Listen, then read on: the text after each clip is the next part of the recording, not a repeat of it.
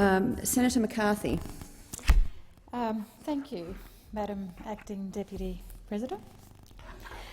Tonight I'd like to speak on a significant event in the Northern Territory, or indeed in Australia's history, in terms of the bombing of Darwin in 1942.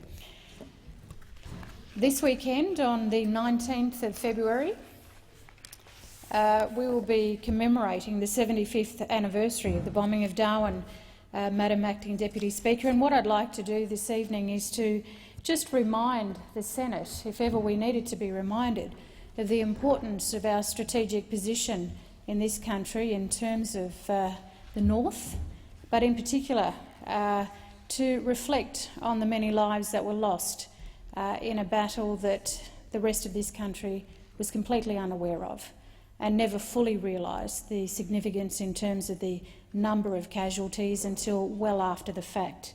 So what I'd like to do is actually go through a timeline and take the Senate back through the history of 1941 through to 1942, but to also have a look, Madam Acting Deputy Speaker, at a Royal Commission that took place a month, or just less than a month, after the attacks occurred on Darwin.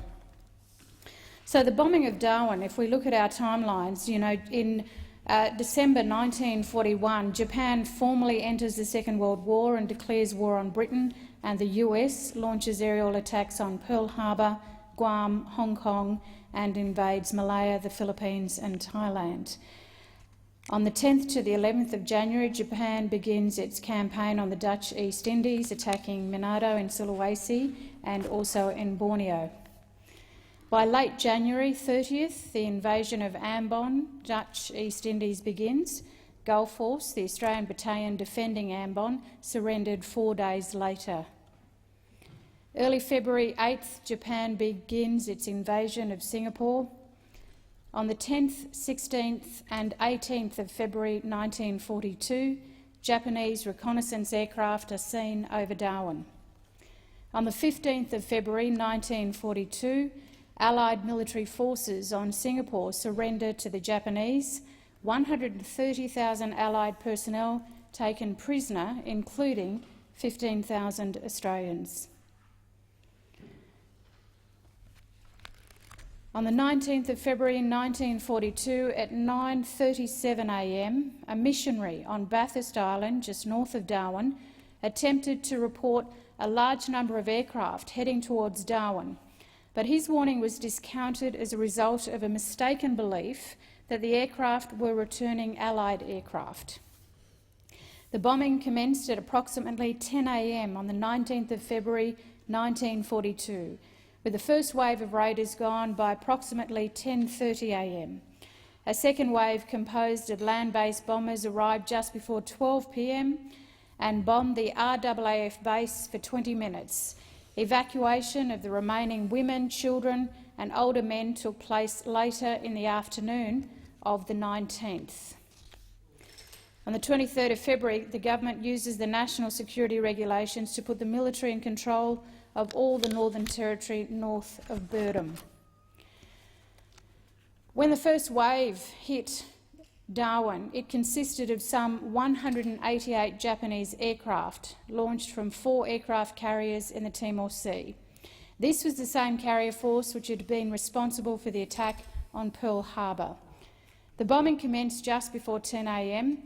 There were 10 US Kitty Hawks who attempted to intercept the Japanese bombers. All but one was shot down before they were able to engage the Japanese bombers.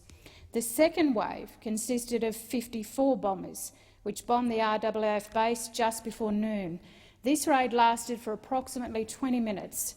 The Japanese lost between 5 to 8 aircraft in this raid, and it's estimated that the Japanese lost between 5 to 10 aircraft in all the raids.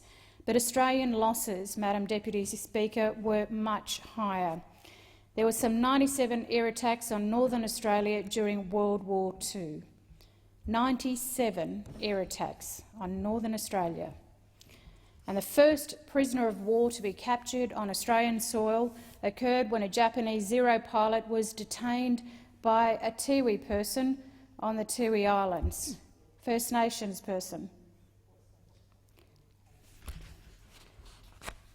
Of all the losses, 8 ships were sunk in Darwin Harbour and 15 were damaged.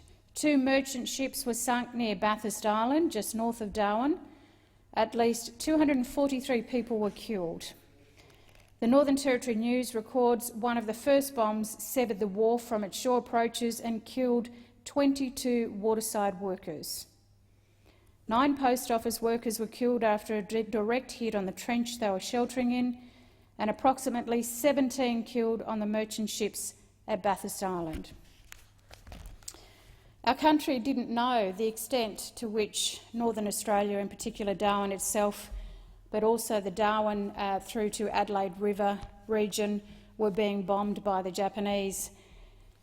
A commission of inquiry was held in the month following the attack, and this was by Mr Justice Lowe. And I had the chance to have a look through our archives here in the Parliament, Madam Acting Deputy Speaker, to actually have a look at what this Royal Commission had to say. And I must say it's certainly not like Royal Commissions today, but if I can just read some, in the few minutes that I have left, if I could just read about some of the things that Mr Justice Lowe, the Commissioner of this Royal Commission in March 1942, had to say about the injured and the accuracy of the bombing and the warning of the raid. There was, and I quote, a general consensus of opinion that the general alarm sounded preceded the falling of the first bomb by a very short space of time, probably seconds. A warning that a large number of aircraft had been observed passing overhead at great height over Bathurst Island and were proceeding southward was received by an officer in charge at the Amalgamated Wireless Postal Radio Station at Darwin at 9:35 a.m. on the morning of the 19th of February. That officer repeated the message to Royal Australian Air Force Operations at 9:37 a.m. No general alarm was given in the town until just before 10 o'clock. Evidence was given before me that, according to the routine usually observed, Royal Australian Air Force Operations would communicate a message to Area Command Headquarters and that ACH would communicate to Navy and Army Headquarters. Royal Australian Air Force Operations would also, in the normal routine, communicate a message to ARP Headquarters. On full consideration of the evidence, I find, and this is the Commissioner, I'm quoting, that the failure by Royal Australian Air Force Operations to communicate with the ARP Headquarters is inexplicable. The excuse given in evidence for the delay was based upon the fact that earlier that morning a number of United States planes, P-40s, had set out for Kupang and, meeting with adverse weather, had returned. Some discussion, it is said, ensued as to whether the planes referred to in the above message were the American planes returning or enemy planes, and that this discussion accounted for the greater part of the delay which ensued." End of quote. Madam Acting Deputy Speaker, it is quite powerful to be reading through this Royal Commission report from 1942.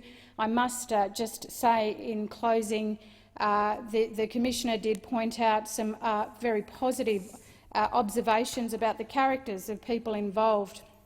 And I'll give you an example here, and I quote, "There are some observations in conclusion which I wish to make. A prisoner in the Fanny Bay Jail, Sinclair by name, was released with others during the raid. He had had experience of first aid work and, according to all witnesses, performed magnificent service in the town in the treatment of the wounded. On the conclusion of this work, he reported back to the jail and was told that he had been released. Since the day of the raid, he has performed further excellent service in Darwin, helping the police and the ARP organisation. His sentence still had some months to run when he was released. In view of his conduct, I recommend him for a pardon. Many acts of heroism were performed by individuals on the ships in the harbour and on the land, particularly by the nurses in the hospital. To discriminate would be invidious, but I wish to record the fact that evidence of their conduct was brought before me." End of quote. Mr President, I would just like to say thoughts are with all the families of those descendants as we reflect on this Sunday on the 75th anniversary of the bombing of Darwin. Thank you, Senator McCarthy.